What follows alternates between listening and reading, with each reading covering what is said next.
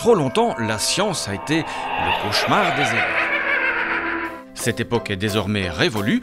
Grâce à ce jeu, Panic au labo, apprendre la bio, la physique, la chimie sera bientôt un jeu d'enfant. C'est pas vrai, Laurie. C'est bon, le lapis lazuli.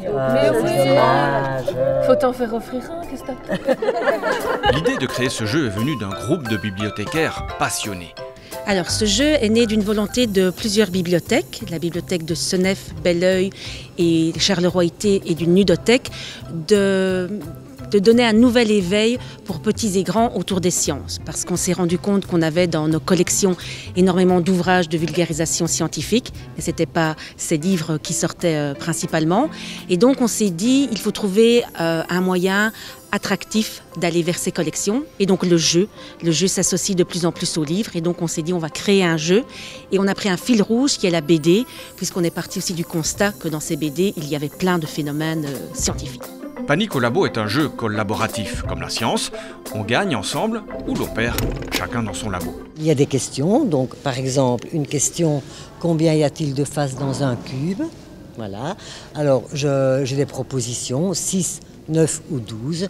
La réponse est là, c'est 6. Alors si je réponds bien, je reçois l'objet concernant la salle des formules, qui est une calculette. Si je ne réponds pas bien, aïe aïe aïe, catastrophe, il y a un morceau de puzzle qui va venir faire exploser ce laboratoire. S'il y a 4 puzzles qui sont sur le labo explose et nous avons tous perdu le jeu. Mais pour ça, on va s'entraider et donc on va aller faire des petits défis à la bibliothèque des savoirs. Et donc, par exemple, montre les canines de ton voisin de gauche. Et donc, je vais voir.